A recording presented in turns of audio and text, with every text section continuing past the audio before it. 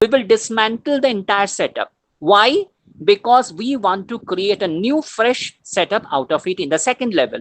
So in the second level, we create something independent one, some new independent setup is being created.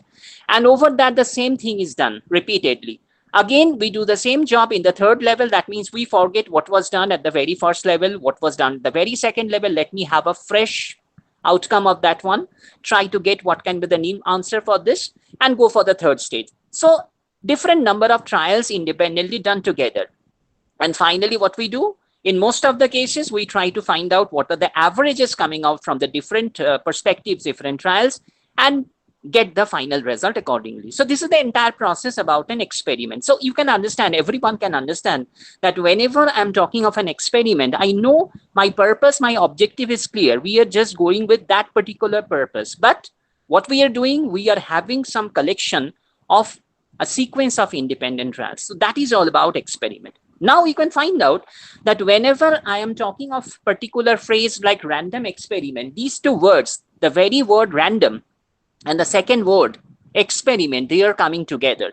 As the random word says that something is there, everything is actually available there before you, but the things are not arranged according to your desire. And about the experiment, it means you are doing something independently. So if you club these two things together, what can be the possible definition of a random experiment? Very simple as it is, I have just written this way.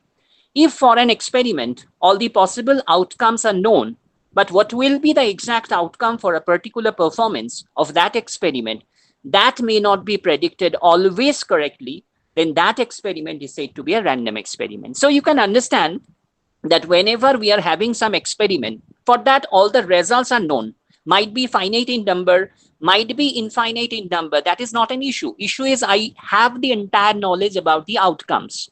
But the question is, what should be the exact outcome for a particular performance of that experiment? That cannot be actually predicted 100% accurately at every time. Sometimes I will be having a proper guess. Sometimes I may not be having a proper guess. For example, let us suppose that one guy is there who is tossing a coin every time. And one guy is also there who is standing before that other guy who is tossing and predicting what will be the answer before the toss, might be head or tail. So now we are having two columns. One column for the person who is tossing and his or her actual results. This is the first column, I suppose. And let us take the second column for the other guy who is just predicting the answers. So let me have the second column. What we can see, this will be a quite random feature that at the very first column, I can have certain T's and H's. And in the second column also, I will be having certain T and H. But finally, if you try to check the issues, what are coming actually at any of the rows, sometimes you will get identical results. Might be both are predicting, both are happening to be TT or HH. That means results are coming very similar. What was predicted, the same thing is happening. But in some of the cases, you will get, if the answer is T, he or she has predicted as H or vice versa. That means if you take each of the column as the sequence, the first column is the sequence of the actual results, and the second column is supposed to be the sequence of the predicted results. And you can find out the predicted result is actually the desired result of that particular guy. But the actual reality in the first column, that is not happening exactly on that particular way. So that means everything is correct. T and H, these are the answers, I know. But what should be the exact sequence for that particular results, say for 50 trials or 100 trials, whatever it might be, I cannot guess it properly. So this is all about the random experiment. As we all know, very standard examples, throwing with a die as mentioned, tossing a coin. These are the two different very standard examples of these. When I'm talking of throwing with a die, you know, there can be 6 different answers, 1, 2, 3, 4, 5, 6. Any answer should be, of course, lying between these first 6 positive integers. I cannot have any answer out of that. But what should be the exact sequence? If I make the throw of the die for 60 or 70 or 100 number of times, what should be the exact sequence of the answers? That cannot be predicted accurately always. That is the problem. If I have a small number of cases, this is about to tell you that if I make a less number of sample, this is something of statistical irregularity. You may feel that I am talking of 3 different throws. And in favorable case, you are guessing the 3 different throws properly. That means suppose in the first throw, I'm having say 4. In the second throw, I'm having say 3.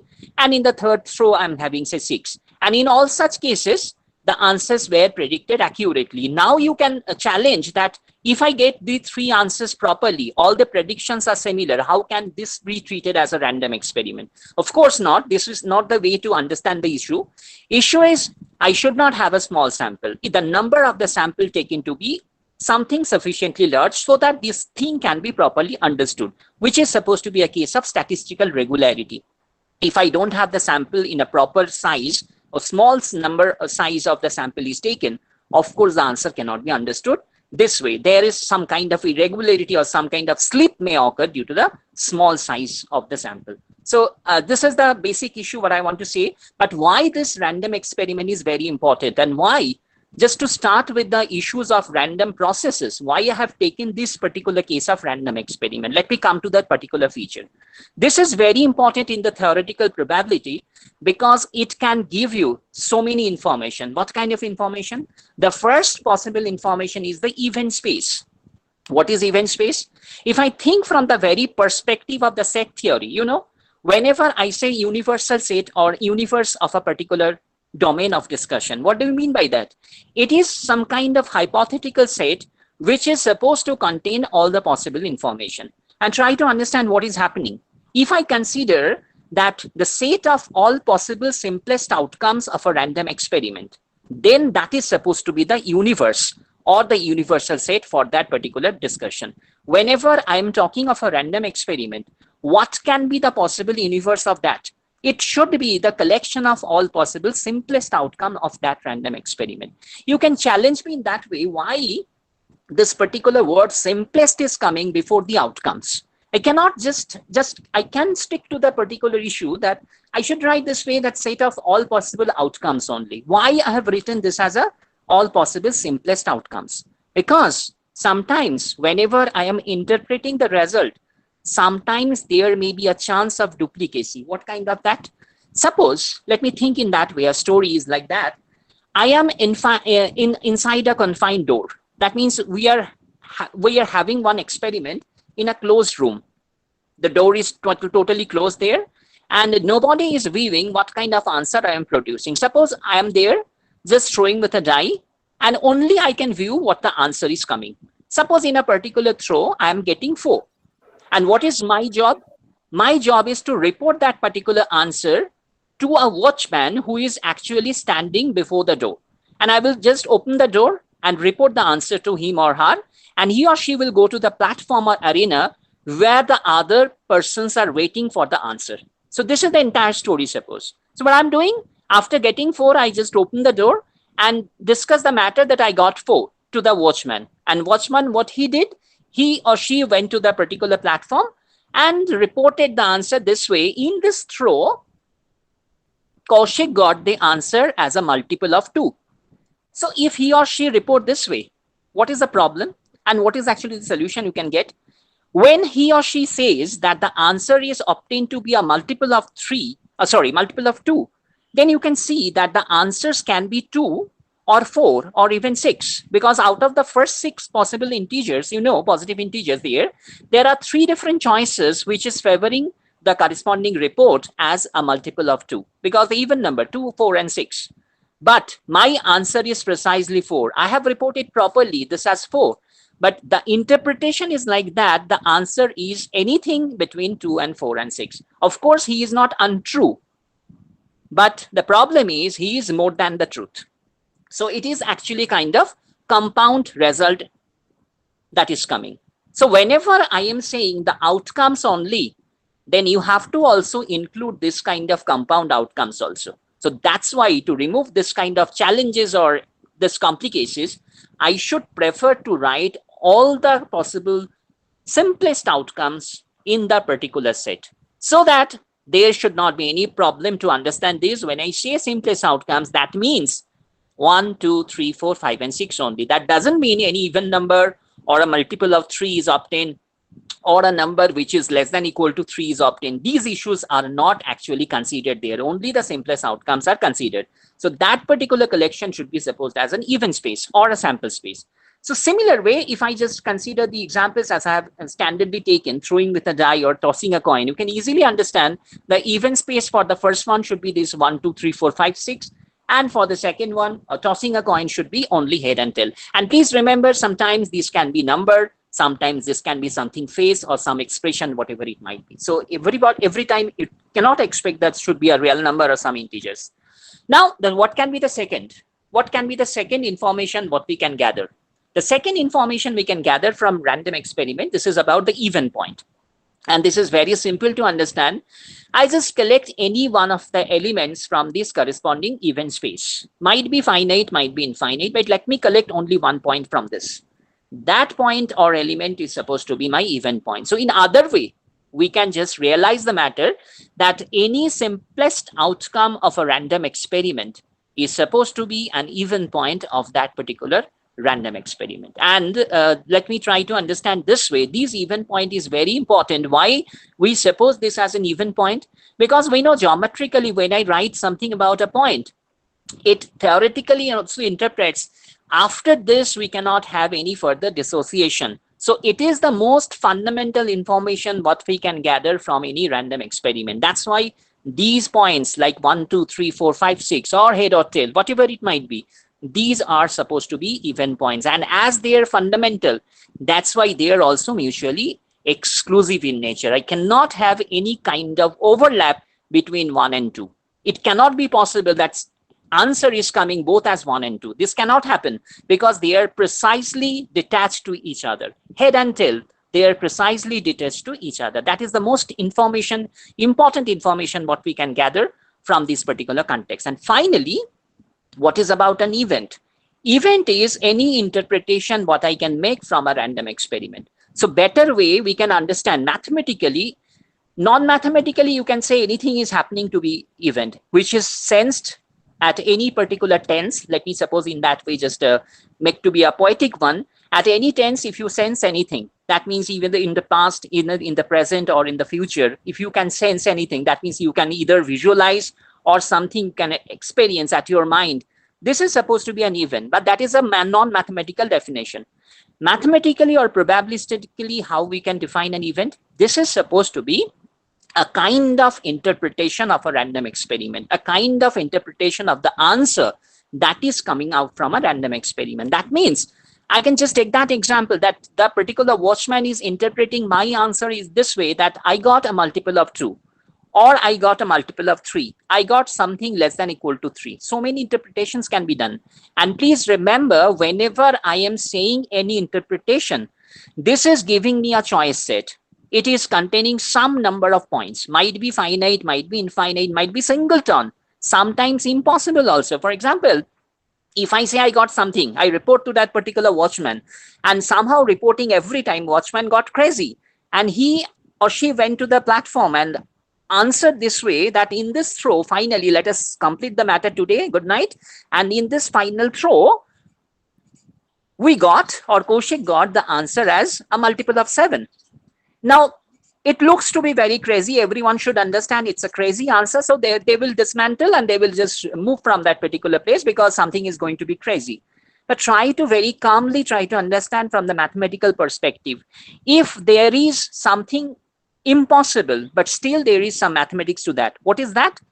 You know, whenever I say I got a multiple of 7, still it becomes a particular number. How this number is appearing? It can be 7, it can be 14, it can be 21. But these numbers are outside the range between 1 to 6. So it means what? I can find out, but I am finding out just beyond this particular range. It means I am getting nothing in this particular range. So how should I interpret? There is a set, of course, a choice set, which is an empty set. And you know, theoretically or hypothetically, it is supposed that any null set is going to be a subset of the set. So I can again suppose if I'm having something interpreted impossibly, still it is coming out to be a subset of the corresponding event space. So finally, I can interpret anything possible or impossible interpretation is going to be a subset of the corresponding event space. And that means every time you consider any subset of the event space, finally, I can consider this to be an event. So I cite this example. I think so many things are actually, I have blabbered. So let me forget about this. You can just go through. I will provide the particular content to everyone. So this is all about the particular information initially you can gather from the very context of random experiment. Now you may feel quite uncomfortable that the subject topic was stochastic processes, and it is a beginning I can find out in these 2 slides about random experiment. Okay, slowly let me move forward. From the very context of random experiment, how we can switch to the other things. This is the next one, the next very aspect, which is supposed to be random variable. And you all have gone through this. This has been actually taught to us from the very undergraduate levels. Let us come just make a brushing up of this particular subject. Let me try to give the idea from my very point of view. What is about this one? You know, that random variable is truly mathematically precisely to say this is not going to be a variable. It is actually a function. So better to say this as a random function, but popularly it is known as a random variable. And how we define this one? We define this way. It's coming out to be appearing to be any function from the very event space of a random experiment. So it can be now understood that we have to consider a random experiment.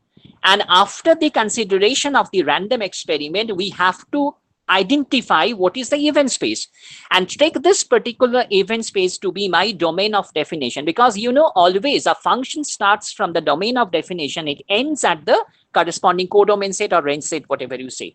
So your event space of a given random experiment is coming out to be the domain set of that particular function. So I create a function from that particular event space and end at the set of real numbers. So if I can just construct any function in that particular manner, then that particular function is supposed to be a random function, and popularly this is known to be a random variable.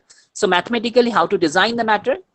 It is designed this way. You can see that I have taken a symbol of capital X. This capital X denotes this particular function, and it starts from very capital S, which is supposed to be the event space from the particular random experiment. It goes to R. R is the set of all real numbers. And how it is designed? I designed it this way. Let us consider any small s. Any small s means it is an even point from that particular event space. That means any element coming from that corresponding event space. And I just consider that function. I employ the function over that corresponding point S, and I get the answer as small r. And what is small r? Small r is nothing but any real number. That means it is inside the capital R set, which is my domain set. So finally, my design is like this. X over the small s is giving me some small r. And there, if I can define this manner, of course, this X is supposed to be a random variable. Okay. And let me have a very quick example of this one. We consider here a compound random experiment of tossing 2 coins simultaneously. So you know what should be the corresponding event space? It can be having these 4 results: HH, HT, TH, and TT. You know, first can be head, second. As I'm taking, this is my first one, this is my second one. So first, this is heads, both have this coming to be head, HH. First is giving head, second is tail, then HT. Vice versa, TH, and both giving me tail, that means TT. So these are the 4 possible answers what we can get from this corresponding compound random experiment. Why this is supposed to be compound? Because one single random experiment is tossing one single coin. If I do it simultaneously, of course, it becomes a compound random experiment. That's why. But still, it is a random experiment. So here, what happens if I do this way? I am now assuming one particular function. How? Let us suppose capital X is the number of heads in each event point. I suppose this way. I assume the matter in this way. So if I consider capital X to be the total number of heads in any point, so how should it be done? I can take the first point, HH, and make this X over this HH. And you know, in this case, both the coins are providing the answer as H, head. So how many heads are there? Total 2. So X over HH makes it 2. Similarly, X over HT makes it 1 because I do have only one head. Similarly, X over TH is giving me 1. And finally, X over TT gives me 0 because I have no such edge from any one of the coins. So, of course, here X is supposed to be my random variable as designed from this particular definition. And of course, if this is a function, every time I can find out what is the range or spectrum of that function. And here, it is, of course, a discrete one. You can identify that there are only 3 possible answers. One is 0, another one is 1, and finally, this is 2. I'm not talking to everything about this random variable because that can be a kind of categorization of continuous and discrete random variable. This is a different issue. Forget this one. I require only this idea to create a platform how we can understand the random process or stochastic process from the very context. So this is all about, here it is giving me the range set of this capital X as 0, 1, 2 only. Finally, from this very aspect of the random experiment and then to the understanding of these random process, the random variable, let me come to the very aspect of random process or stochastic process and how it can be defined. Let us try to understand. Let us suppose that capital S, again I'm coming to the random experiment, capital S is the event space of a given random experiment. And let us also assume that this is the additional factor what I'm now introducing, capital T be a set containing some time points. So now we introduce some time points. This capital T set can be a continuous time point set. It can be a discrete time point set, but I will try to visualize this example by means of the discreteness, because discreteness can be understood very easily by means of mathematics. Continuity cannot be assumed very easily. So let me introduce the matter over the discrete cases. I will come to the examples after this, but let me find the definition of this one in proper sense. So I do have two different things. What is the first set, which is S, which is actually the event space, and this is the second one, capital T. This is giving me some time points, a set of different time points, maybe continuous, maybe discrete. Now I consider the Cartesian product between S and T. So what we are doing, we are creating different number of possible pairs. Of course, the pairs are coming from the Cartesian set S cross T. So of course, S elements are coming at the very first in that particular pair, and these ordered pairs in the second element are coming from the very T set. So we create this Cartesian product, and this function is starting from this very two-dimensional product S cross T, and it is still ending at the set of real numbers. So if I can construct a function this way, starting from these S cross T, the Cartesian product, and going towards the set of real numbers, then I can consider this to be a function, to be a random process or stochastic process. So you can identify that from the very definition of random experiment, then a consideration towards the random variable. Now how we can advance the matter towards the case of a random process. Nothing is done, just only an introduction of the time set as capital T from the very concept of random variable. So now we are having some new interesting thing. This is appearing to be this one. Symbolically, we denote this as small p. Let us take these two things together. I will not make it confused.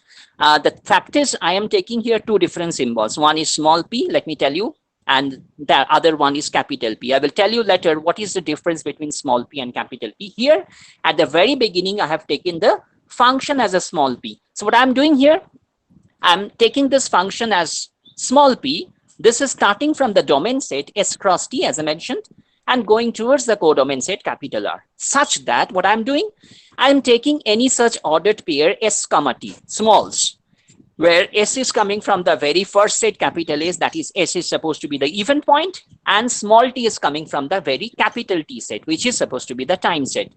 So we are introducing this function P over this point, two-dimensional point S comma T. And we are creating some real number over it, which is given to be small r, where of course small r belongs to the capital R set. So if I can construct this way, then this small p is supposed to be a random process or a stochastic process. We are having now, as mentioned, we are now having a kind of alternative definition of this one. And popularly, we will be using at different problems, and in real life cases, strategically, we in most of the cases use the second one, the capital P function, not the small p function. Why and how? Let me just consider the matter. Of course, let me start with this beginning of the definition of this one. What is this capital P? Please understand this capital P stands as a partition, and how this partition is created. Here what I am doing, I know there are so many small s comma t ordered pairs, might be finite, might be infinite. I don't know, because any of the particular set is coming out to be appearing to be infinite. Of course, that product set should be infinite in number, but let me choose any one of them, P of small st. What I will do here, let me fix my t. Suppose my t is 1.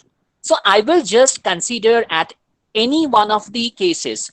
You know, first is supposed to be abscissa in ordered pair. The second one is supposed to be the ordinate. So if I fix my pt, that t is fixed. So every time that t is supposed to be fixed, which is the the corresponding ordinate is supposed to be fixed. If I suppose t is 1, if I want to find out p of 1, then in that case, please remember, I will roll over all such s. That means I will consider the entire event space, capital S. But every time I will fix my corresponding ordinate t as 1. So I will go for S1, then S something 2, then S something, S1 comma 1, S2 something 1, S3 comma 1, etc., etc. So many S's are actually running, but my 1 is kept always as fixed. This is supposed to be the P1, that is the partition of the entire set by means of t is equal to 1. Similarly, I can have anything like P2 or P3, whatever it might be. So of course, what should be the number of the partitions? It depends on how many points are given for the capital T set. If there are finite number of points in capital T set, of course, the total number of partitions should be finite. And if there is infinite number of points inside the capital T set, we should have infinite number of these partitions. So let us come to give one particular example so that everything can be understood in a mathematical sense. I consider this example once again. We consider the compound random experiment of tossing 2 coins simultaneously. So I recreate the same thing. And you know, this event space should be in that case, this compound random experiment as HH, HT, TH, and TT, you know. So here what happens, I consider a new introduction of T set.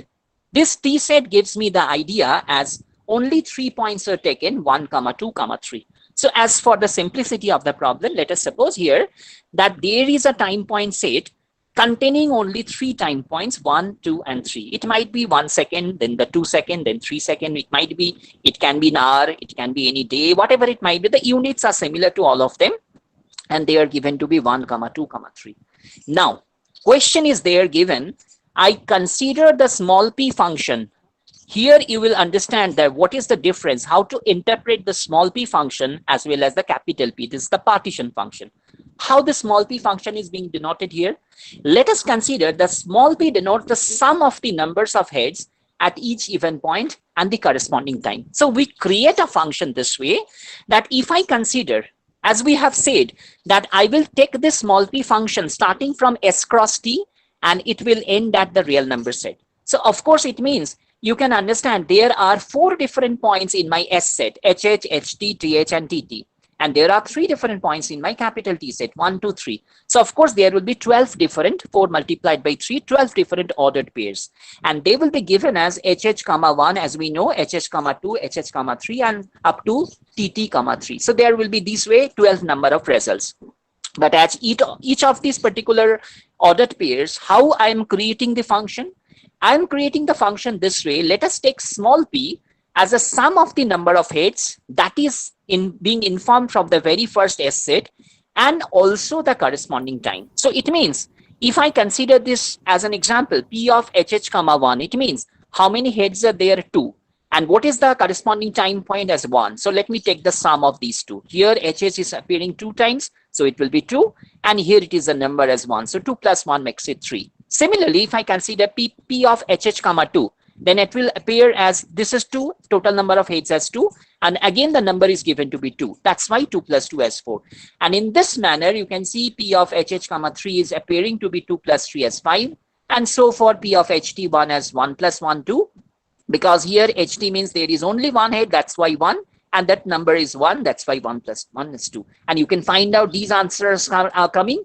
And finally, at the last level, you can check whenever I'm having TT, either TT1 or TT2 or TT3, you can see there is no such head. And that's why the first entries every time is coming out to be 0. And let us take the last entries also. It is 0 plus 1, P of TT1, that's why it's 1. And this is P of TT2 as 0 plus 2 as 2. And finally, this is coming out to be the last one. P of TT3 is coming out to be 3 this way.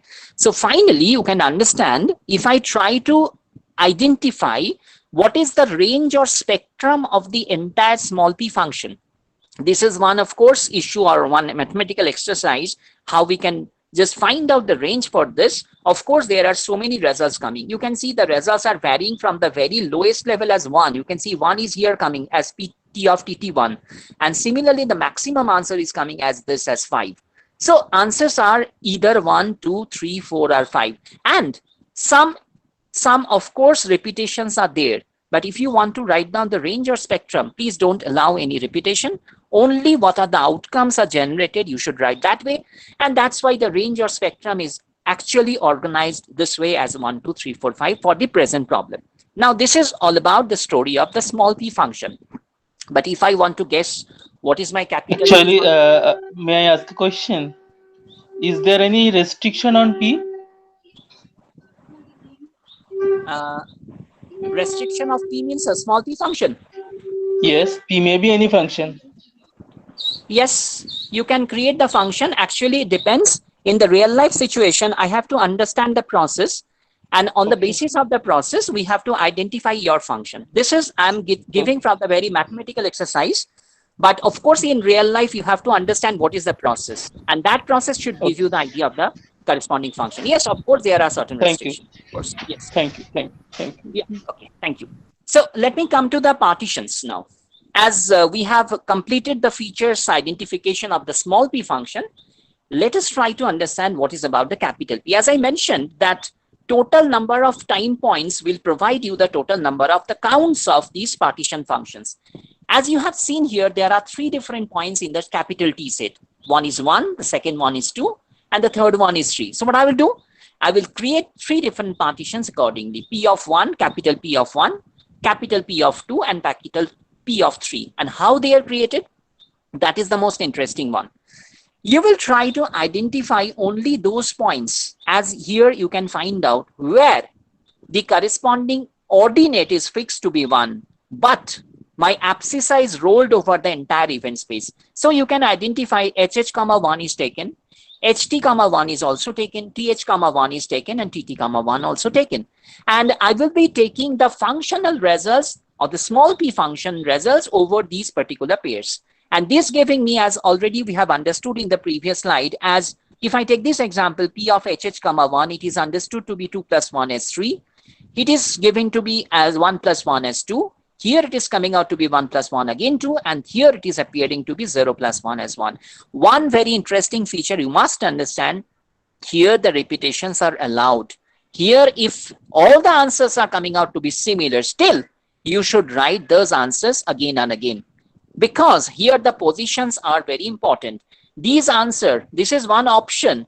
This is giving me these answers. These 2 options are giving me same answers, but still these are the positions of the options. That's why they should remain there. If there is any such particular case of repetition, of course, they should be identified. So in real sense of mathematics, this particular second bracket amalgamation, they should not be treated as a set. Only thing you can suppose these as a mere collection. So P1, P2, P3, in general, they can be only a mere collection of the answers clubbed together. Only the ordinate part is supposed to be fixed for that issue. Similarly, in this P2 case, what happens? You are taking the corresponding small p functions over all these pairs where the ordinate is fixed to be 2. So every time you can identify that I have taken only 4 such cases. Small p over HH2, small p over HT2, small p over TH2, and small p over TT2. Every time you can see this 2 is fixed, and you can get the answers accordingly as 4, 3, 3, 2. Again, here you can see these repetitions are coming. As I have taken the function accordingly, that's why the repetitions are coming, and that should be allowed in this problem. And similarly, I can identify the final partition P3 by the same sense. Here, everywhere I am taking this 3, this answer 3 to be stable as my ordinate. By only thing is I'm changing with the smallest part, that is the abscissa part. So these are the answers. So that can be the description of the first problem what I have taken. Let us take one more example so that the thing can be better understood. Here I consider the event space. Let us suppose throwing with a die. So my random experiment is taken to be throwing with a die. Only one simple case of only one die is given, and I'm throwing that one. So how many options are there? You can see 1, 2, 3, 4, 5, and 6. These can be the possible answers for this particular problem. Somendu has raised hand. Somendu Golui. Can everyone should mute this because getting some noise. Yeah, Somendu has raised hand. He has some question. I think the questions will be asked afterwards at the end of the talk.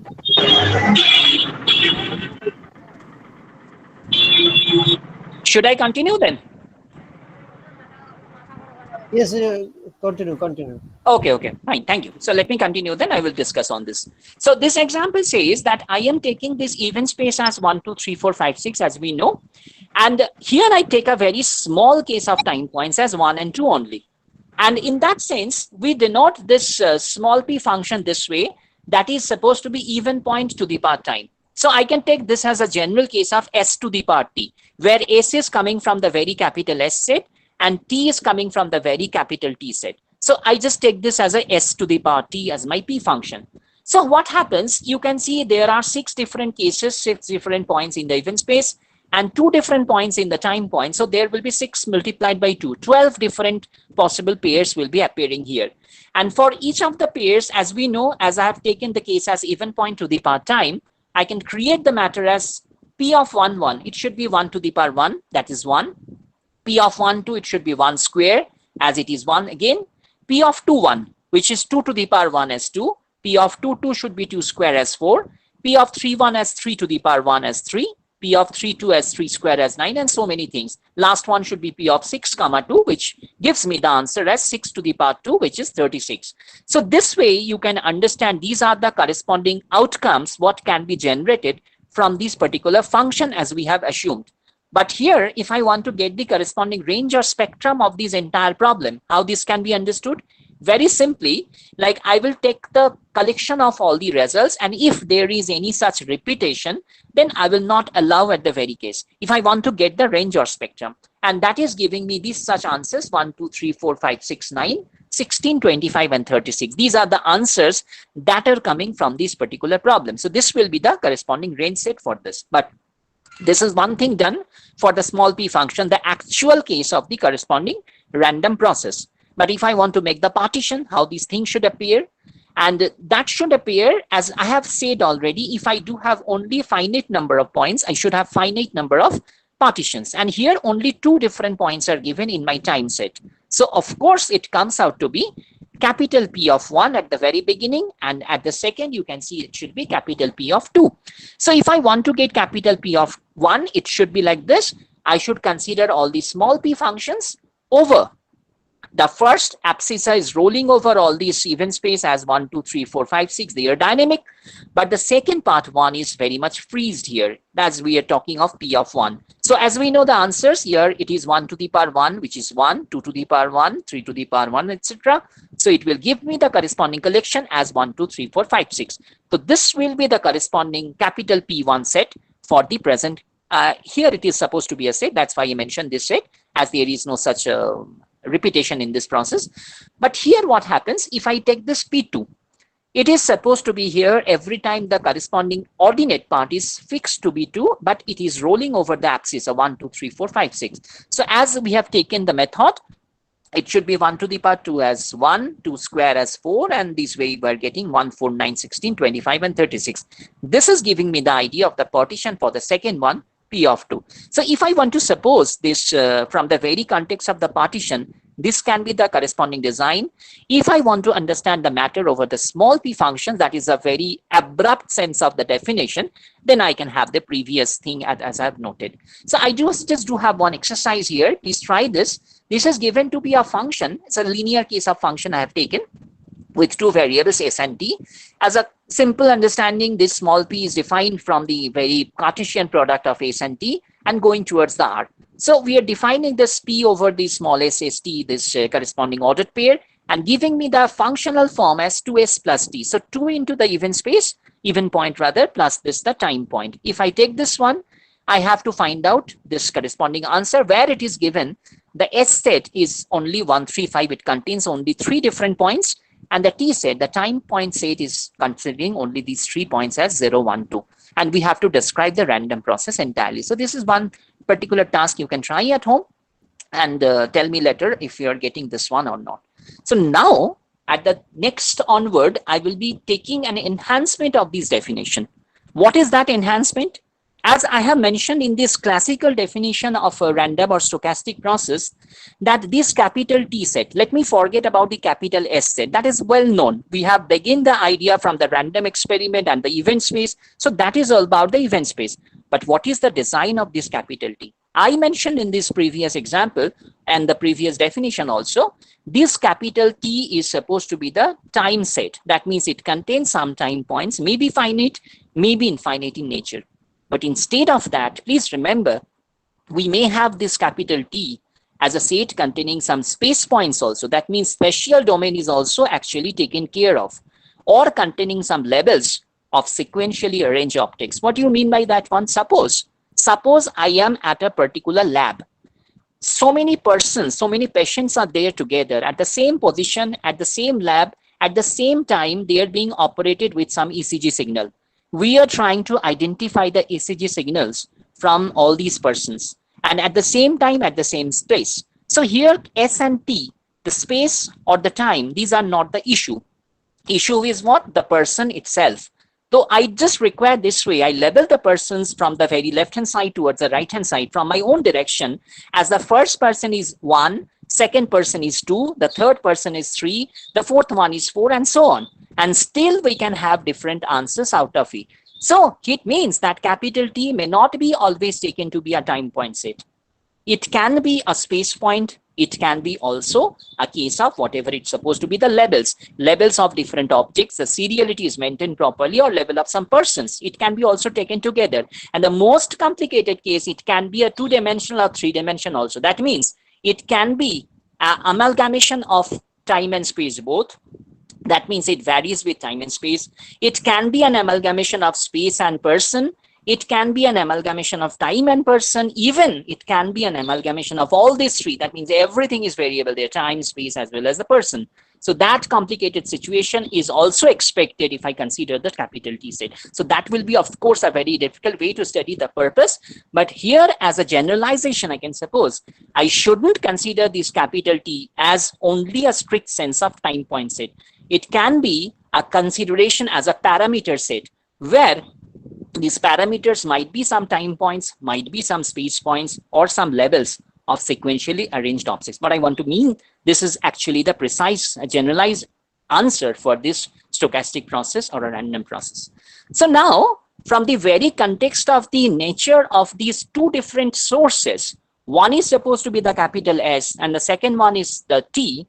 Now you understand these T's cannot be always time, it can be space or levels also.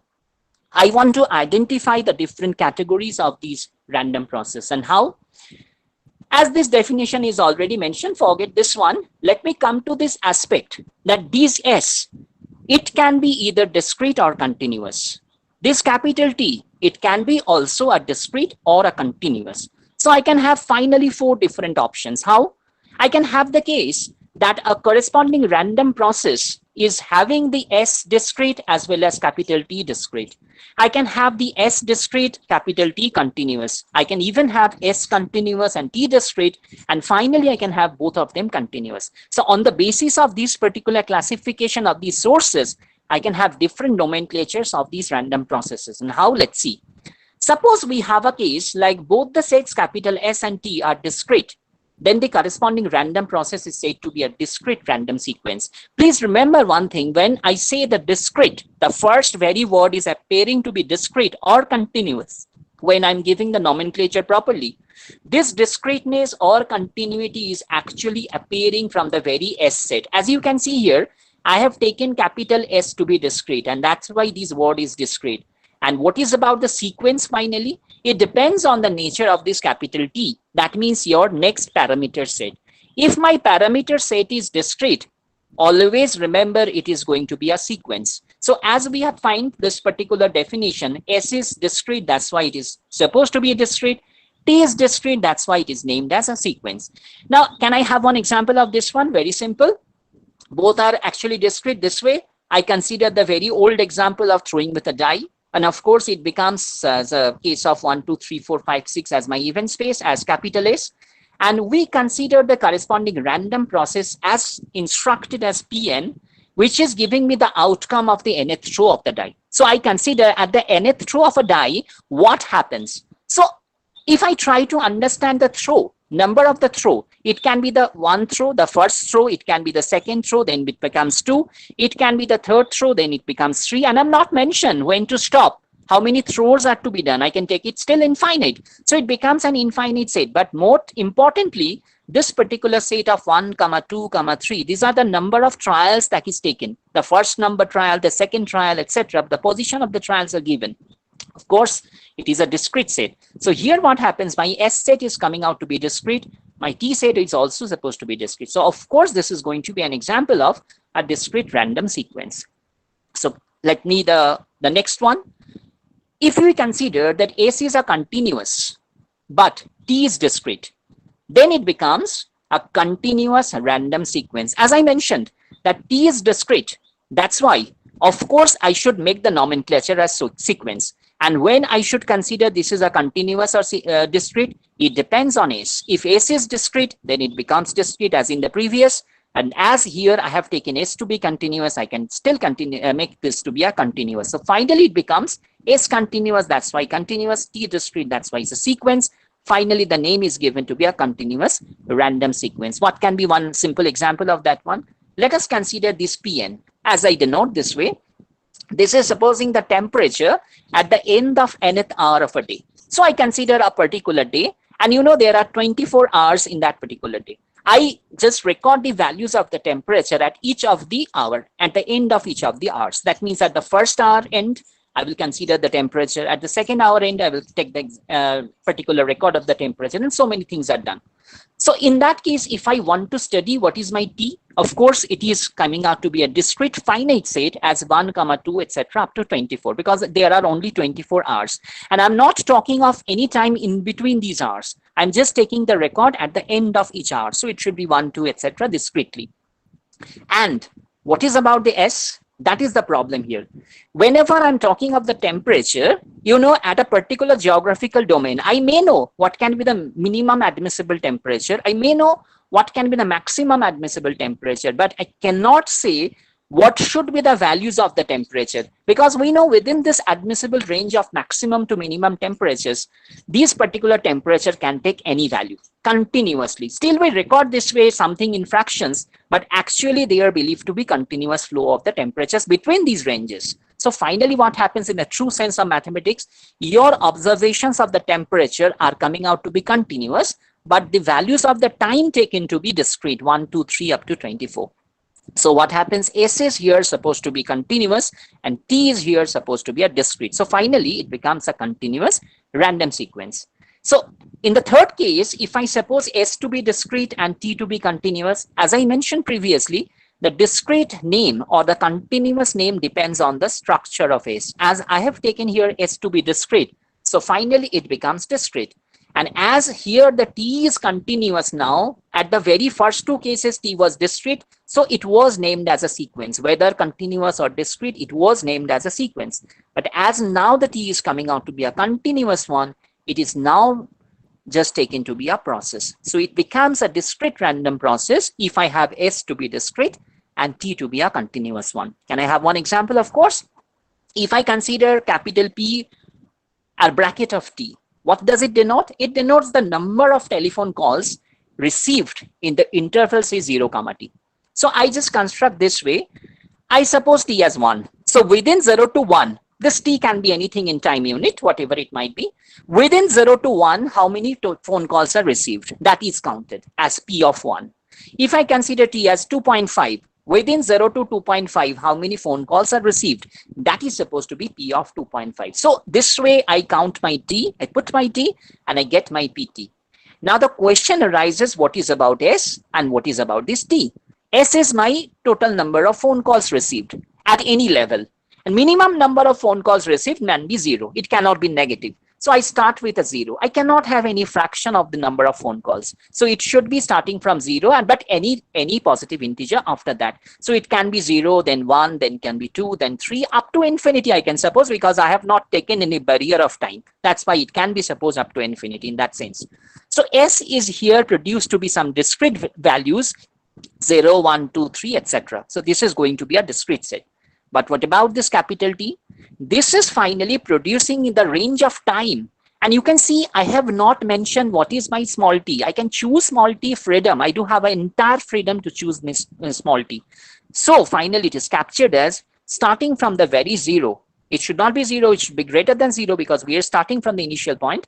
So after 0, any time is possible. So it can be actually the right-hand side range of the real values. So it becomes an infinite set. So it is going to be, of course, a continuous set. Within that interval, any particular time is chosen. So what happens here? S is coming out to be a discrete, but capital T is supposed to be a continuous set. The mixture finally, the blending is finally then, as per the definition, is supposed to be then discrete random process. Finally, I'm coming to that particular case where both of them are continuous. That means my S is continuous, my capital T is also continuous. So in that case, I will consider the corresponding random process as a continuous random process. As we know, as we have already mentioned, S is continuous. That's why the very first word is continuous. And as T is continuous, that's why this is a process. So this is just understood this way. How should I interpret the first word, discrete or continuous? It comes from the very S. S is discrete means start with discrete. If is continuous, then start with continuous. And look at T. If T is discrete, end with sequence. If T is continuous, end with process. That is the entire thing, entire philosophy of giving the nomenclatures of these 4 different categories. So what can be the example of these last category? Let us also assume here PT again. This gives me the idea of the maximum temperature at a place. And I suppose the time interval between 0 to T. So what I'm doing within the, suppose I'm fixing at the previous example as I've taken, T as something 1. T as something 2.5 or 3.5, whatever it might be. So within that particular time, 0 to 1 or 0 to 2.5, I try to guess what is the maximum temperature between that time interval. And I take it continuously in that process. So what happens? If I assume that one, what is about this event space? That means how many possible answers we can generate about the temperature. Temperature can be actually gathered continuously because once again, the same story, I can have some maximum temperature within some admissible range and that can be understood just continuously. So it becomes a continuous and whatever be the capital T, again, the previous story, you are having small t, you have entire freedom to choose your small t. So finally, capital T becomes the right-hand side range of the entire capital R set, that is the set of all real numbers. So it becomes, of course, an infinite set, of course, a continuous set because any time can be chosen there in between. So finally, both of them are becoming continuous. So it becomes finally, these examples shows you an idea of a continuous random process. After this, we are coming to the other story of this one. And that is very important because I will show you one very particular application of this particular thing, the idea of the autocovariance and autocorrelation. Of course, I will try to show you one very simple example of this one, but this example is very ideal one. But I will try to also show you as my time permits, if of course, then I will show you some diagrams, how these things are worked for a very classified domain of signal processing. I will try to interpret how in a time series or in a particular signal, how we can interpret the idea of the autocovariance or the autocorrelation of a random process. You may be quite astonished with the ideas that why this random process and random autocorrelation functions, these are also used in case of time series or signals. Because whenever I'm talk about these time series or signals, actually there are some manifestations or some expressions, some results generated, but the results are coming from a source and the source is exhibiting some kind of stochastic process, and due to the stochastic process, some results are exhibited and we are actually recording this particular data, and that is supposed to be my signal. So everything as we understand as a mathematical signal, this is nothing but some results that are being manifested by means of certain source or a dynamical system, which is of course governed by a stochastic process. So let me come to the very context of autocovariance first. As we all know, this idea is already known to us about in probability theory. I just interpret the matter in the similar manner. Only thing I'm changing here, I am taking the partition function as we know the capital PT. And here what I'm doing, I am taking 2 different pairs. We know always that whenever I am talking of say covariance between X and Y, 2 random variables are taken in a bivariate distribution. How we define this covariance of XY? We define this way as we know expectation of X into Y minus expectation of X into expectation of Y. The same story is here. Only thing I interpret, capital X and capital Y, these are actually coming as the partitions, two different partitions. Here it is the understanding that each of the partitions are separately giving me some independent idea of the random variables. Actually here PT1, PT2, PT3, whatever might be the cases, like the examples what I have cited here, this one, suppose I talk about these examples here as I have taken, this capital P1 and capital P2. These are actually different random variables. Similarly, in the previous example, these capital P1, capital P2, P3, these are actually different random variables, what I suppose. And these random variables are now compared to understand the issue of autocovariance and autocorrelation. So let us try to identify how it is working here. The similar kind of technique what we have adopted here. So I consider these 2 points T1 and T2 separately and try to identify what is the autocovariance between them. And I denote this as a C. C stands for covariance. C versus T1 comma T2. So it stands as we know, it will be expectation of the product between PT1 and PT2 minus separate product of E of PT1 and E of PT2. So this will be the theoretical approach. I will be coming to the example of this one. And if I suppose what is the autocorrelation, how it works, very simple. We know that whenever I'm talking of correlation between any particular two different random variables X and Y, it works as covariance of XY at the numerator, and that is divided by sigma X multiplied by sigma Y, where sigma X stands for the standard deviation of the first random variable and sigma Y stands for the random variable, second one, the standard deviation of this one, Y. So I do take into account the same manner. If I want to find out, as I have taken only a pair between T1 and T2, that is, suppose these two different attributes T1 and T2, and I want to find out what should be the autocorrelation between these T1 and T2, then that is identify, this is the numerator part, which is the same as the autocovariance result as I have written. And at the denominator, you can find out this is sigma PT1 and sigma PT2. It stands for the first PT1 where the standard deviation, and this is the second PT2, which is the standard deviation of that one. And I can easily identify what will be the R of that particular result. So let me take into account one very simple problem. I think that is the previous problem what we have considered. And I'm not depicting the same story what we have already considered. The same problem as appears. I have taken a case of a random experiment, of a compound random experiment, better to say, tossing two coins simultaneously. So we know my event space was this HH, HT, TH, and TT. And also I consider these time point set as capital T as 1, 2, 3. So here there are only 3 points, 1, 2, and 3. So we know there are 12 different ordered pairs, and for each of them I have taken small p function. I define my small p function as a sum of the number of heads plus this the corresponding time point what I have taken. So according to that, I have created my answers, and already we got the answers accordingly. And best part is that what I require finally, I don't require these things, better I require these things, the partitions. Capital P1, as we have understood, these 4 points are only taken, the pairs, where all the things are stationary at the second ordinate as 1. So these are the answers what we are getting after applying the small p function 3, 2, 2, 1. Similarly, I can get P2, and similarly, I can get P3. Now, the most important part is that here the confusion arises, and here so many questions may arise. Please look at the sequence. Here I have taken the sequence this way, HH1, HT1, HTH1, and TT1. So 1 is not the important part because we have fixed that one. The important part is how you are taking the sequence of these particular S points. As I have taken HH, HT, TH, and TT, please remember in the other context also, in the other partitions also, please take the same kind of sequence. Otherwise, what will can happen, what the difficulty we will face, I will come to that particular case with the examples. And the same thing, you may ask me, sir, is it important that I have to consider the first one as H and second one as HT, third one as TH, and fourth one is TT? No, not at all. But the point is, if you may start from TT.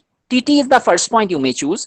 You can take HT as the second point. You can take TH at the third point. You can take HH as the fourth point. That is not an issue. Issue is if you make this sequence as per your choice for the very first partition, please remember you have to stick to the same kind of rolling, same kind of maintaining the sequence at the other partitions also. Otherwise, you may face some different logic of the answer. Let's see. So as we have understood, what we require from the present problem, if I try to identify the answers of the correlations and the covariances. You know, if I want to get, let us suppose in this present problem, there are 3 different points, 1, 2, 3. So how many pairs possible? Of course, 3 pairs possible. I can choose 1, 2. I can choose the time points as 2, 3. I can also choose the time points between 1 and 3. So I just consider here the exercise for the 1 and 2 points only. So let us suppose T1 as 1 and let us suppose T2 as 2. So if I identify that one, as per the definition theoretically suggest here, I have to find out C of 1, 2. As I supposed here T1 as 1, as I supposed here T2 as 2. So it will be C of 1, 2. And we have to identify here E of P1 multiplied by P2 and then subtraction of E of P1 separately multiplied by E of P2. Then comes the story now. If you do take that one, you require E of P1. And what is E of P1? Go to the P1. How many answers are obtained? 3, 2, 2, 1. These are the obtained outcomes. Take the sum, divided by 4. How many results are there? 4. Please don't miss this particular argument that you are getting this result as a common, so drop it. No, don't drop it. This is of course an information. This is not about a particular precise definition of a set. These are only the outcomes as obtained at different cases. Everything is important here. So I do take into account 3 plus 2 plus 1, etc. divided by 4, which is giving me the E of P1 as this 2.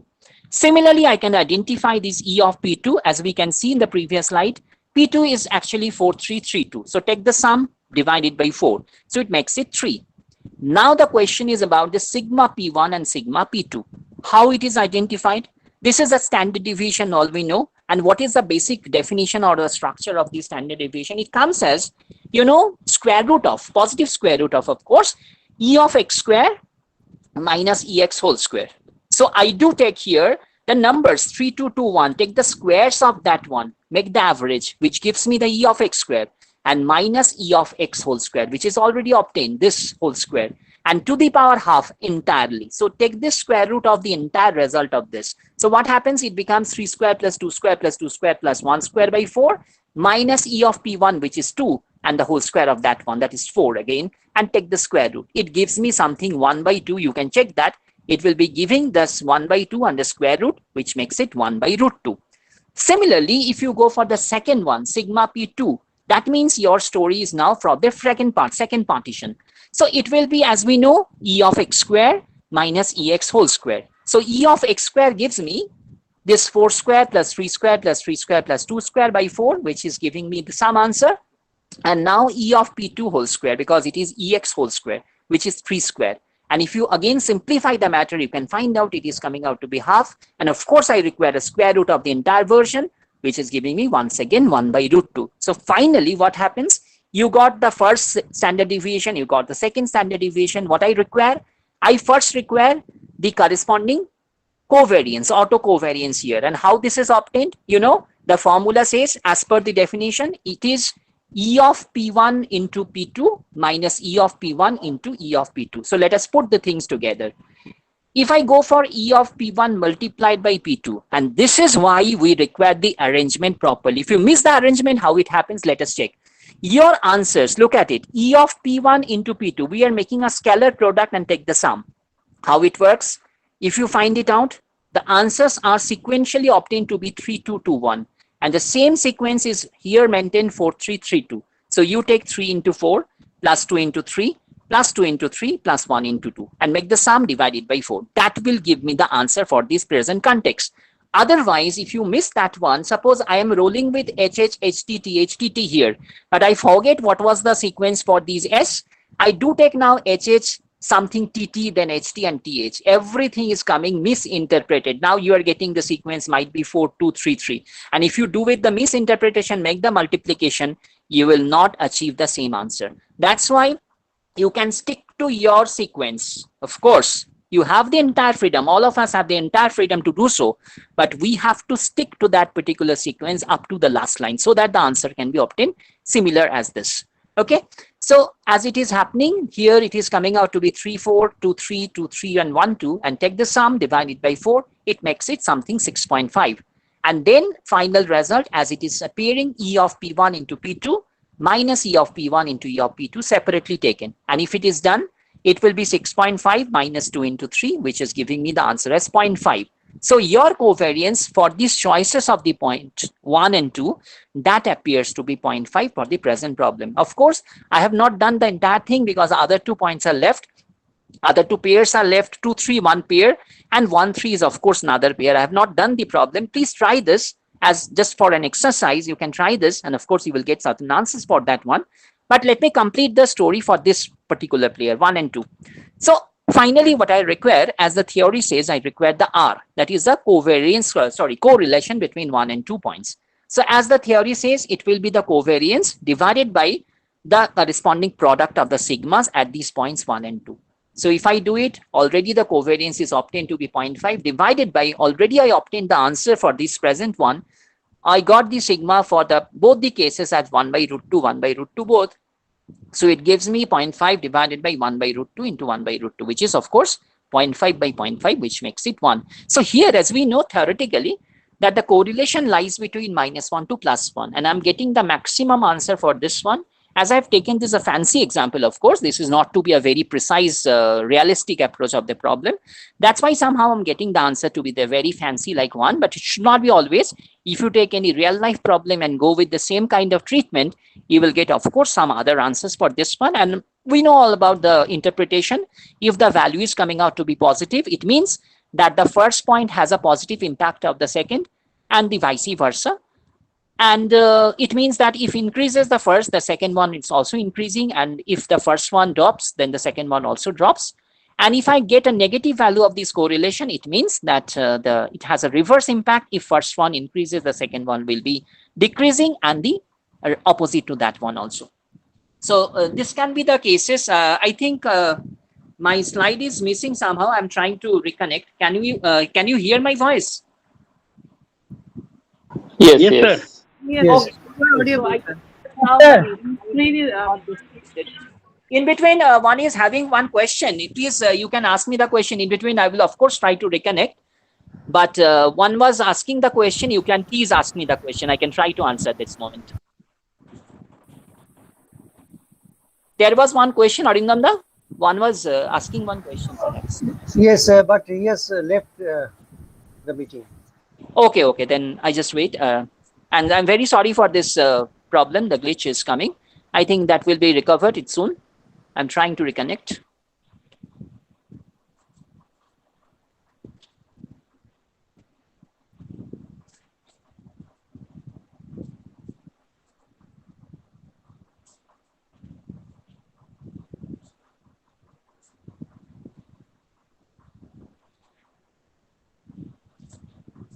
So please confirm me whether you are getting my slide now or not. Yes, we are getting your slides. Yeah, okay. Thank you. Then I should resume the matter. As mentioned, that I can have these final answers for these present problem this manner. And these are the tasks left. Please try at home these things. I am left with the studies for C of 1, 3. That means the other pairs 1, 3 and 2, 3, as I mentioned. What can be the possible covariances? And what can be the possible autocorrelations, better to say. These R13 and R23. Please try, and please, if possible, report to me in between these workshops so that we can have a better understanding of these things. I'm now coming to the next part. What is about the stationarity or non-stationarity of a random process? This is also a very good subject or topic in this particular aspect. How we can understand the stationarity or non-stationarity. Now, the problem is, whenever I'm talking of a stationarity of a random process, there can be two different ways to interpret the matter. One is a very strict sense mathematical definition, what is being provided. That means we are having, of course, a generalization of this entire thing. And generalization in the strict sense is a very classical sense. Nothing is being dropped. Every aspect, every particular condition, what is there maintained, everything is to be properly satisfied. And if I drop any one of them at least, then I cannot consider this to be a strict sense stationary process. But the problem is, whenever we are doing in a real life situations, suppose I am dealing with how and when their time series is going to be stationary or not. If I consider any particular experiment, suppose I am talking of financial markets, whenever I am having a financial market, study of that one is coming out to be stationary or not. That cannot be supposed always in the strict sense. So what I require some revision of that matter, some easier way to approach that one. And that's why one more definition has appeared, and we popularly use that one, which is supposed to be wide sense stationary process, or also it is supposed to be weak sense stationary process. Sometimes we also call this as a covariant stationary process. I'm coming to these definitions. The first one is, as mentioned, strict sense stationary process or strongly stationary process. Though most of the cases we shouldn't use that one in the mathematical cases, but still let us have this definition, how it works. A random process is said to be a strict sense stationary process or strongly stationary process if all its finite dimensional distributions are invariant under translation of index parameters. What does it mean? It means, let us suppose in general, as I have talked about the partitions, let us suppose some n number of points we are taking from the capital T set. Suppose the points are taken to be T1, T2 up to Tn, and these n can be any positive integer. It should be starting from 2. I have although written is n 1, 2, 3, but 1 is actually very mere case. Better to start from these 2. So I can have at least 2 points as T1, T2. I can have 3 points T1, T2, T3, whatever it might be. I first consider, after considering these T1, T2, T3, etc. points, I take these partitions and try to understand what is the joint distribution between them. After doing so, what I will do, I will make an enhancement of every one of these points, T1 plus H. H is, of course, supposed to be a positive number. It can be any positive number. Also, we make the same treatment T2 plus H. That means a constant number is added to all these particular points, T1, T2, etc. So by this process, what happens? We can have T1 plus H as my first point. Second point is refreshed as T2 plus H, and so on, Tn plus H. What I will do next, I will try to get what is actually the corresponding joint distribution of the newer points and the partitions at those near points, P of T1 plus H, P of T2 plus H, and so on. And then I will check whether my previous distribution, joint distribution, coming together, these T1 to Tn are very, very similar to these T1 plus HP, P over T2 plus H, and so on. If that happens, that means now you can understand what kind of generalization I have taken. I have taken any number n.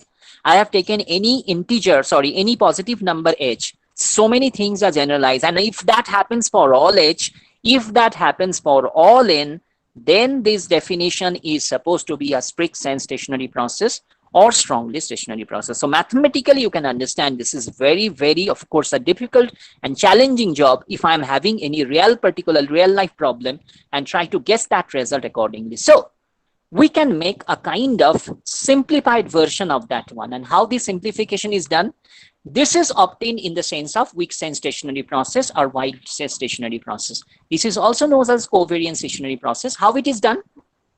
We are here only doing two different things. One is, I will suppose, whether the first mean is actually constant or not. So I will consider the two different things, first order moment and second order moment of this particular distribution. I will forget about the other moments. If I consider the first order moment, I will suppose to be the mean, whether my mean is constant or not. That means I will try to find out the expectation over any time or space or level, whatever it might be, over Pt.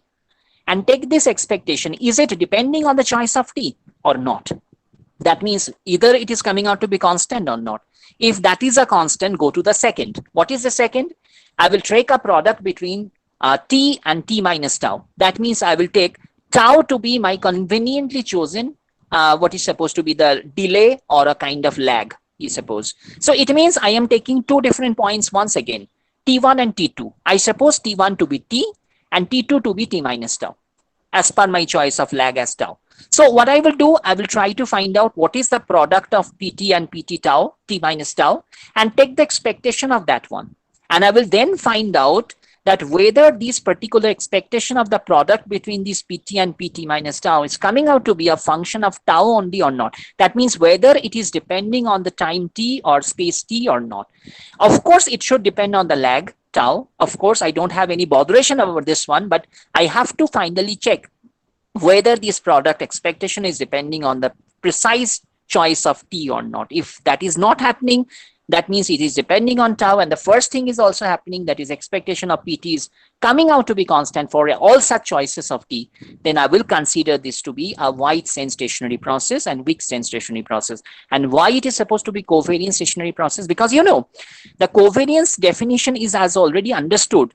This is nothing but expectation of PT minus tau minus expectation of PT into expectation of PT minus tau. Again, I repeat, if I consider T1 as T and T2 as T minus tau, what does it make? I want to find out the covariance between these T1 and T2.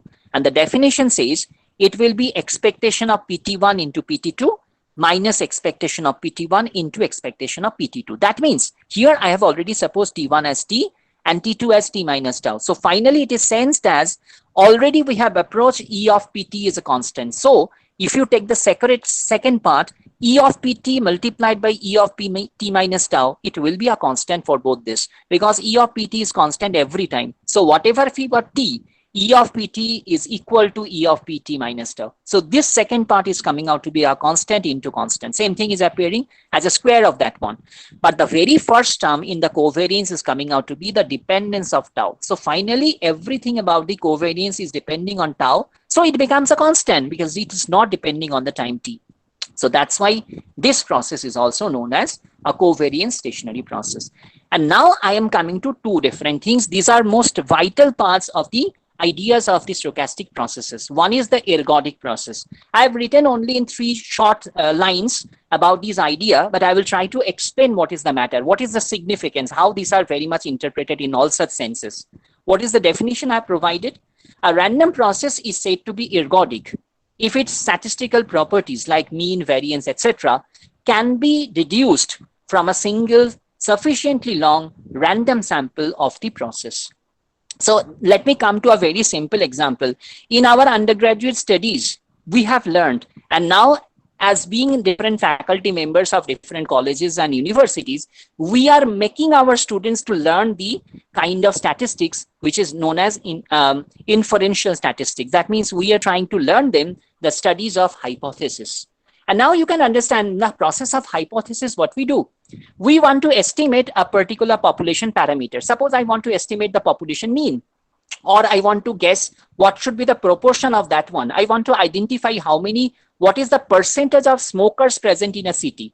And what we do in these cases, we take a sample only. And taking that particular sample, we study the entire matter over that sample. Take the sample mean or take the sample proportion, whatever it might be. But finally, after doing that, we guess the entire thing over the particular population and try to estimate what can be the possible answer. But we forgot the entire thing. What is the basic of this one?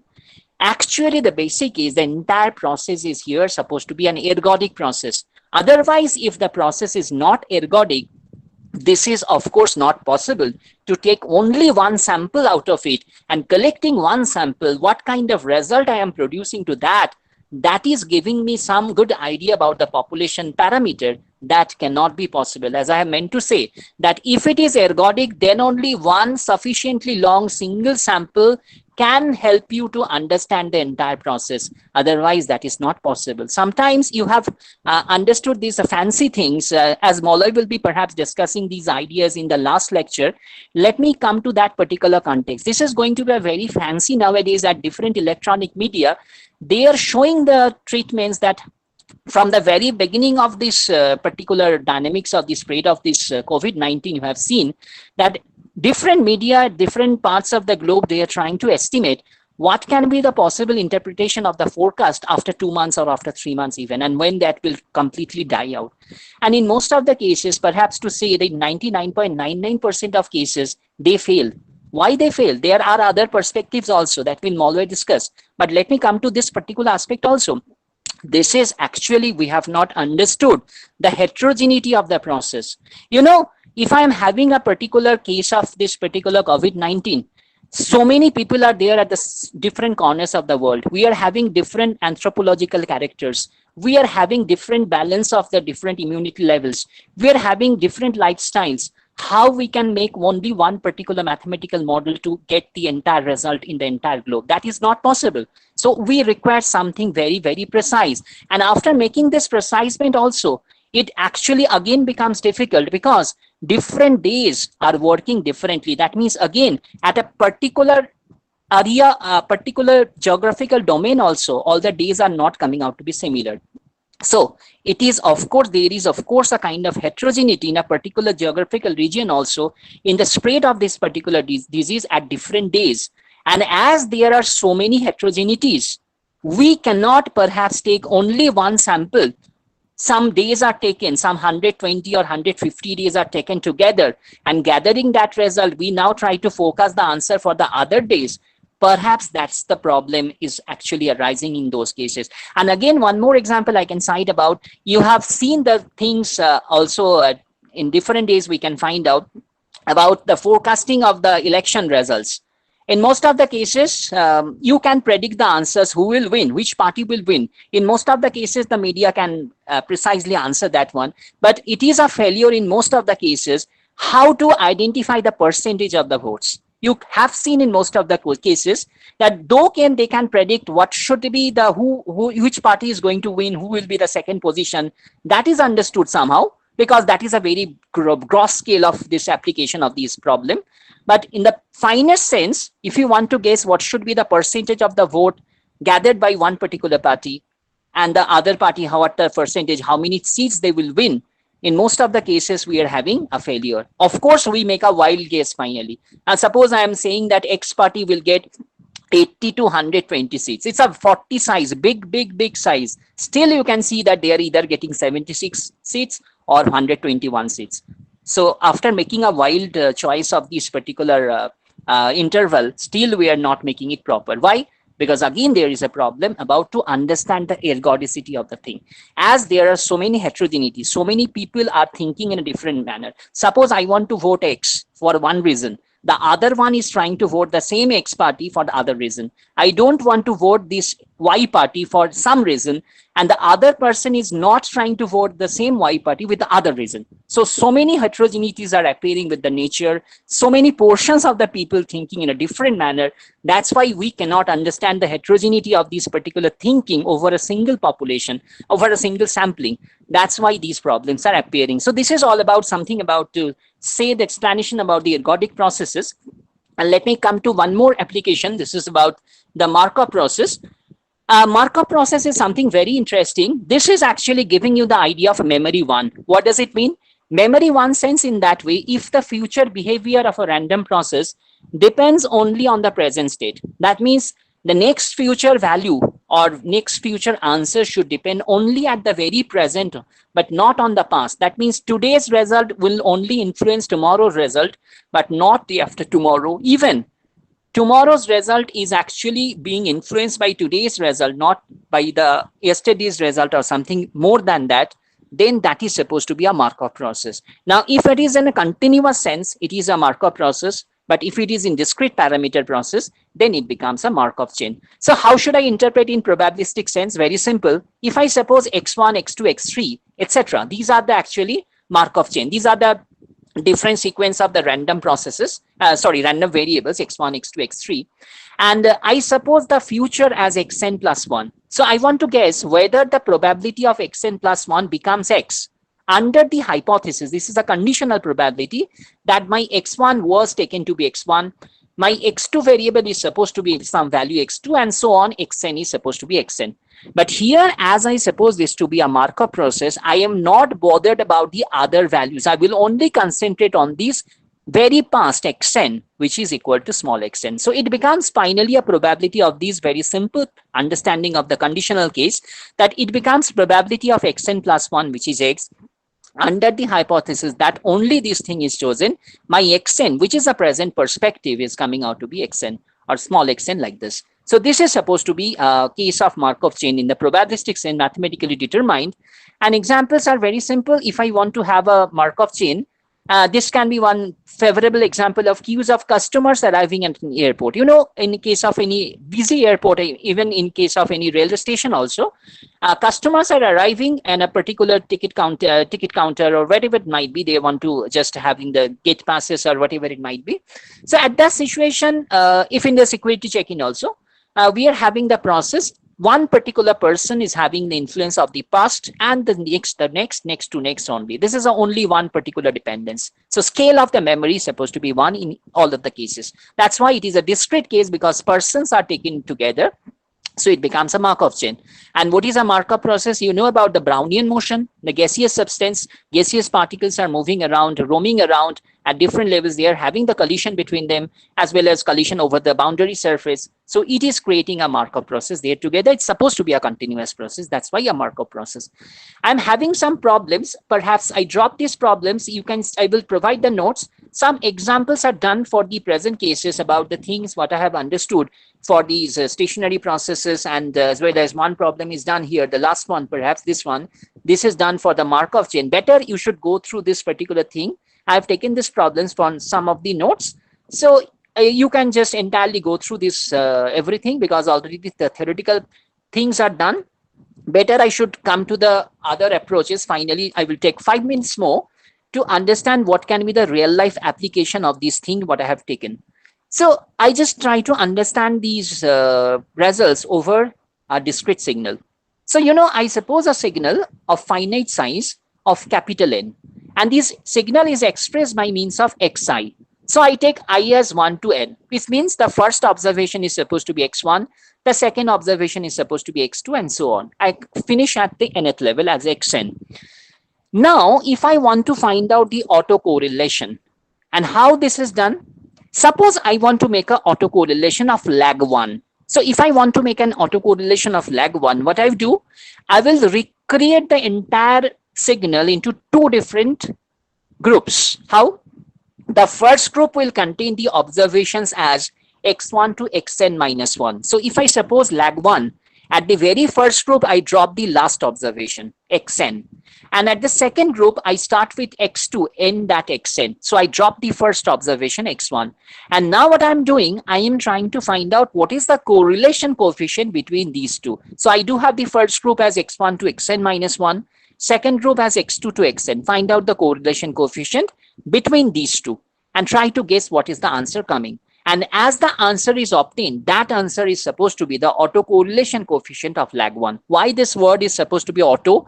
Because here we are not actually taking 2 different things. We are taking only one single source and taking artificially 2 different groups from that one. But finally, the thing is done over the same thing, same source. That's why it is supposed to be autocorrelation. But why lag 1? Because here just I drop one head at the very first and one tail at the very second. Similarly, by this manner, if I want to proceed for lag 2, what should I do? I will recreate into 2 groups again. And the first group will supposed to be having the elements as x1 to xn minus 2. Here I drop the last 2 quantities, xn minus 1 and xn. And the second group should start from x3. That means I will drop here the first 2 results, x1 and x2, start from x3 up to xn. And similarly, I will proceed for the corresponding correlation coefficient and find out the result, and that will be supposed as autocorrelation coefficient of lag 2. So by this way, I can have different cases. In general, if I want to have a lag k case, so what is supposed? I will take the first group as x1 to xn minus k. So I will drop at the xn minus k observation for the first group. And in the second group, I will start from xk plus 1. The first x1 to xk results are not taken in the second group. And I will, of course, finish at xn. So this way I can have, and of course, I do have a freedom to choose my lags. Lag can be starting from 1 up to n minus 1. Because n lag is not possible, then nothing is taken. So up to n minus 1, I can take the lags from starting from very 1. So this is all about the autocorrelation, lags, etc. And this is the thing I just tried to mention here. This is all about the correlation, autocorrelation, the general kind of treatment of how this is done by the simple definition of the autocorrelation. What I have chosen, similar kind of things are coming. I don't have to repeat the matter. But the most important part is that what can be the possible? I will show you the shapes and the trains, how it is working. If I can find out the autocorrelation coefficient as it is supposed to be Rk, and if I take this K as my lag, I can have a graph of this one, which is called the autocorrelogram for a particular given signal. So at the x-axis, I will choose my K, lag, 1, 2, 3, etc. And for each of them, I will find out what is my R1, R2, R3, etc. That means the autocorrelations. And Then on the basis of this pattern of the graph, I can identify whether my graph signal is supposed to be stationary or non-stationary. How it is occurring? If the autocorrelogram exhibits a decay, I can find out a decay either in exponential sense or a sinusoidal case, or there can be a mixture of the sinusoidal cum exponential, then the signal may be stationary. Otherwise, if I have something non-stationary, which is not coming out to be stationary, then of course that should not occur. Some trend should not be occurred in that sense. Like the things as I have seen here, this is the figure. You can see this is the first case. You can see this is the autocorrelogram where I have written exponential decay. You can easily find out as my K increases, you can see my RK is decreasing and the graph is showing to be some kind of exponential decay. So probably my result is showing some kind of stationary signal as there is something kind of exponential decay. As you can see in the second figure, there is a damping oscillation. And this is a sinusoidal oscillation, of course, but it is a damping where you can see a sinusoidal decay. So if it happens, then of course, again a decay of sinusoidal form, it perhaps showing a stationary signal. This is one more figure where I'm trying to show one particular mixture. At the very first level, you can see there is a mixture, kind of treatment of the sinusoidal decay. After that, after a certain margin of K, you can find out still the decay continues, but in exponential sense. But whatever it might be, the first level is sinusoidal, then it becomes to be exponential, but finally it remains to be a decay. So it is a stationary signal perhaps. Here it is a something reverse. You can find out at the very initial level, though it looks like linear, but it should not be linear. It is some kind of exponential decay happening at the very initial phase. After that, you can see there is some increase in between, but finally it levels up and going for an exponential kind of sinusoidal decay. So it's a mixture, but finally it's a decay. So it should be treated as a stationary signal.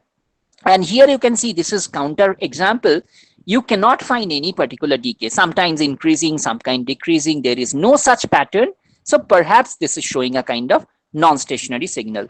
And this is one very interesting part, nearly uncorrelated signal. What does it mean?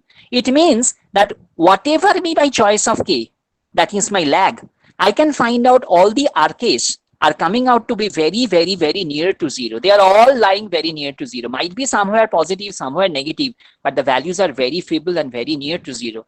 If it happens in real cases that all such choices of my lag is producing the values of the autocorrelation very near to zero, then I should suppose that the signal to be uncorrelated. And what does it mean? It means the memory of that particular signal perhaps going to be zero. So it is actually showing some kind of interpretation of truly random signal. Truly random signal means any result at any level may not be influencing any result of the future level. Or in the other words, any past level result is not going to influence any present level result. So that can be the interpretation. So just one more example I want to show. This is one figure. I have taken an example of the solar radio flux. This is one figure which is actually the source where it is being monitored. And this is the figure as it is done. You have seen this is the original figure of original curve, what is coming. The deep blue colors, perhaps the figure is quite messed up. And these light blue indigo color shape is going to be the smooth. Actually, I have taken a smoothing of this particular signal so that so many data is actually appearing. Some noises are there. I try to polish those noises. That's why I have taken. And finally, I have taken a monthly average of the data. So this is one pre-processing of the data. That is not the vital point. After having this final processing of these particular data, what I have gone for, let us check, a beautiful figure is coming out. This is a real life figure. From this particular data of the solar radio flux, what we have generated, if you try to find out the autocorrelation, here you can see I have taken so many lags. A data size is very big. And I have taken perhaps 800 or something more lags. And you can beautifully find out there is a kind of damping. A sinusoidal oscillation is coming as just a decay. And so I can, of course, interpret that result, that particular signal as I have taken as a solar radio flux data. This is, of course, going to be a stationary data. And finally, this is my final slide. How in general sense in signal processing, we can interpret a Markov process. Very simple way. As I mentioned, if I want to discuss about a Markov process, it means here I have the memory size as 1. So finally, functionally, how you can generate? If I suppose there is a finite discrete signal of size n, as expressed in the form of xi, I from 1 to n, I can easily, if I'm having a Markov chain, let me suppose the technical term as Markov chain, because I mentioned that if it is a discrete process, then it becomes Markov chain. If it is a continuous process, then it is supposed to be Markov process only. So here I consider this is a Markov chain. And as it is a Markov chain, the memory size is 1. So how should I interpret the final answer? I can take at any I plus 1th level, the corresponding observation as xi plus 1. It will be a function of xi. That means the ith level generated. It is not depending on xi minus 1. It is not depending on xi minus 2. Only it will depend on xi. And there might be some noise, of course, that is written to be epsilon I, where epsilon I is the noise generated by the ith observation. Here you may have a query about this fi. I have not taken f function because please understand one thing, that the function may not be similar. Of course, it is depending on xi every time, but somewhere it might be x3 is equal to 2x2. Somewhere it might be x4 is equal to 3x3. Somewhere it might be x7 is equal to 4x6 square. So I can have any other specification. Only thing you can understand at any level, whether it is x7 or x5 or x4, it is depending only, if it is x7, it is only depending on x6. If it is x4, it is only depending on x3. If it is x2, it is only depending on x1. But the function may be different at different levels. I'm not talking about the functional representation. I'm just talking about only what can be the possible elements that is helping to understand the xi plus 1. And here I can find out if it is a Markov chain, then only xi is influencing this xi plus 1. No other person or guy is actually having any responsibility to understand these xi plus 1. So this is all about the particular kind of application what I try to show, because I have done some works on these issues. That's why I just can relate the matter this way. So thank you very much. I think I just tried my best possible way to show you some of the glimpses of the basic ideas of these random processes. I don't know whether you are satisfied with this one or not, but I tried my best possible way. So thank you very much for your very kind patience and very kind cooperation. Thank you. Over to Arindamda. Thank you very much for your nice lecture. You have explained all the things very lucidly, and from very basic thing to higher level, you have went very constructively. Very good lecture. Now, if you have any questions or any discussions among the participants, please you can ask questions or discuss anything. Yes sir, attendance बनाना मतलब online बनेगा या खुद बनेगा sir? Pardon? He is asking about the attendance. Bablu, do you have any explanation of this?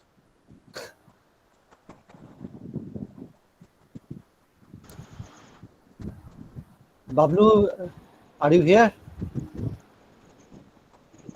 Okay. Yes, I am here.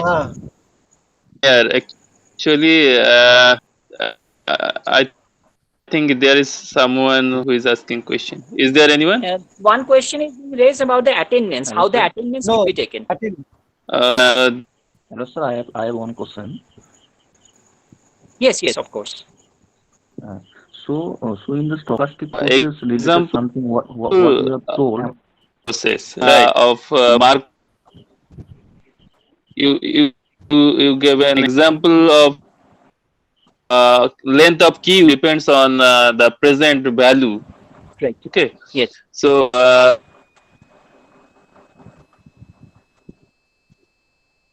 value. Suppose in front of a cinema hall there is 100 seats, and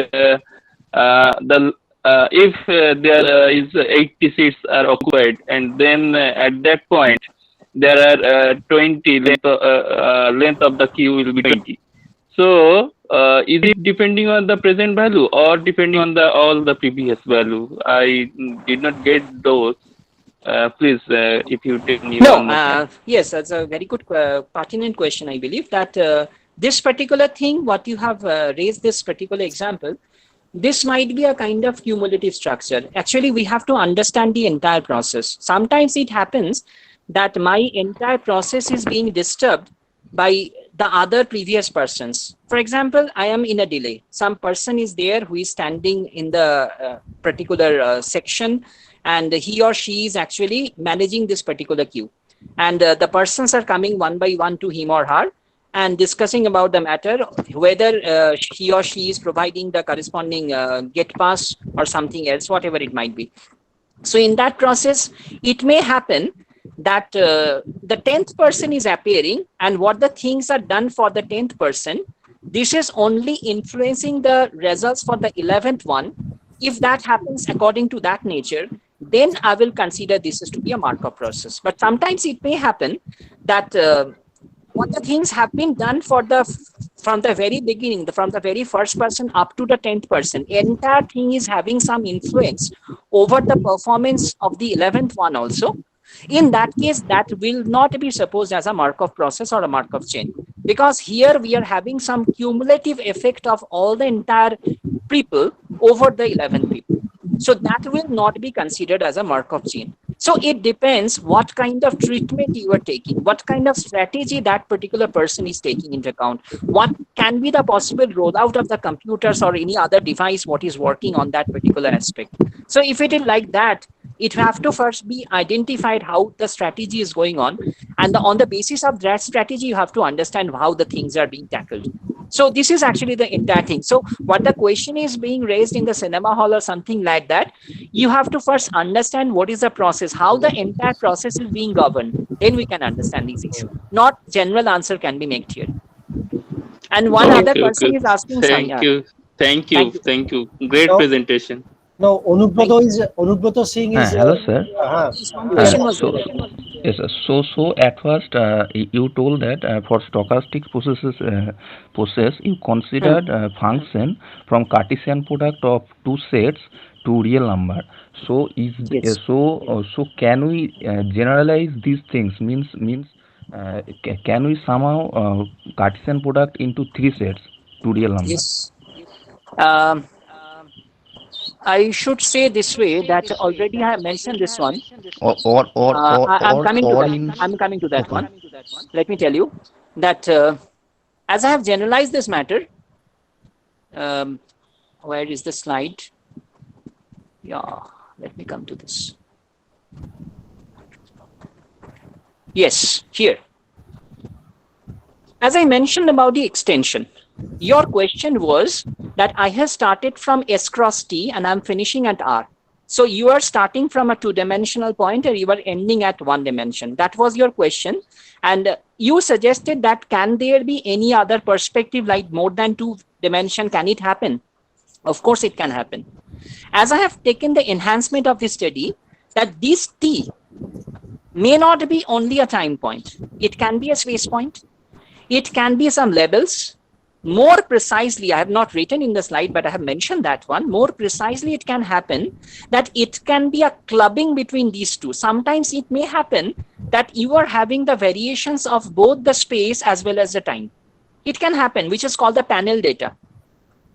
Sometimes it may happen that your T is not only depending on the space, it is depending on space and time both. Sometimes it may happen that your T is not depending on the levels or the persons. It is depending on time and the person both, because sometimes it may happen for the ECG signal, you know, that a person can have different answers or outcomes of the ECG at different time, at the same place, at the same lab, with the same device. So of course, you can have the enhancement of the T. It may not be always strictly some 1, 2, etc. It can be something, a pair, can be a triplet, can be something more to that. So it can happen in general, of course. It has to be initially with the simplest strategy, a two-dimensional point, but I can make a more enhancement if I consider the generalization of this way. Is it understood? Yes, I got it. Okay, thank you. Thank you, Kaushik. Any other questions? So if Hello. Yes. Hello, sir. I have a question that at the last Yes. slide you said Markov Last slide. process as an example of the person standing at the queue at the airport. Yeah. That is a So very the controversial perspective, I think, all of asking this question.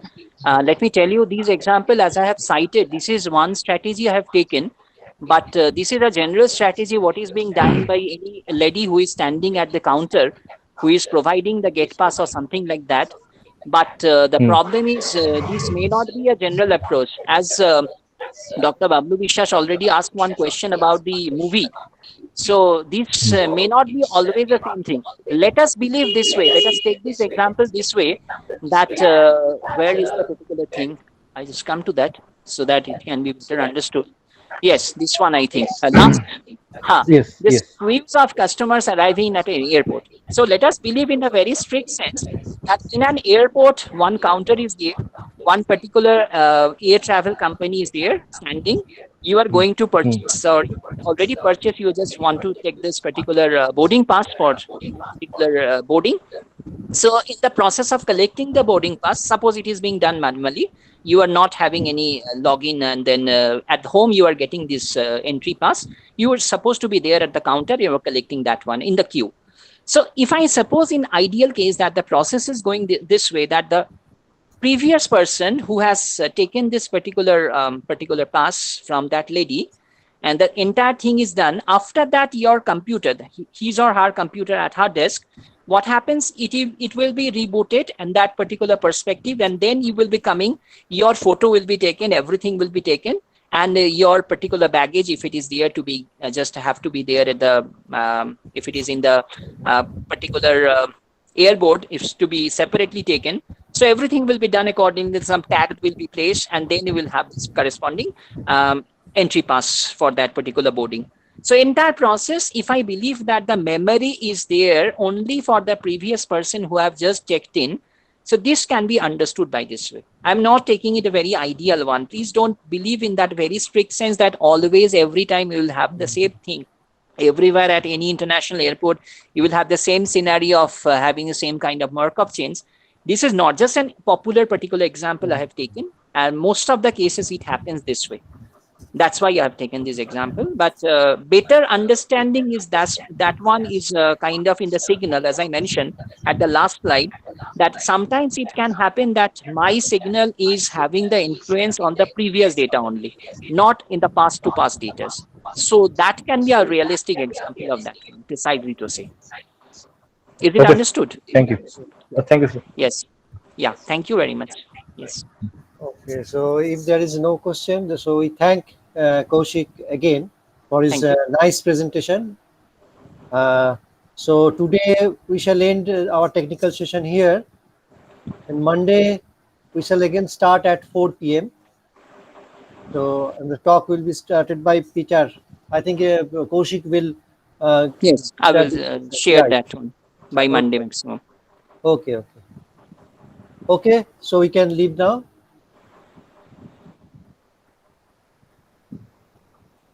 Okay, Thank you. thank you, thank you. Oh.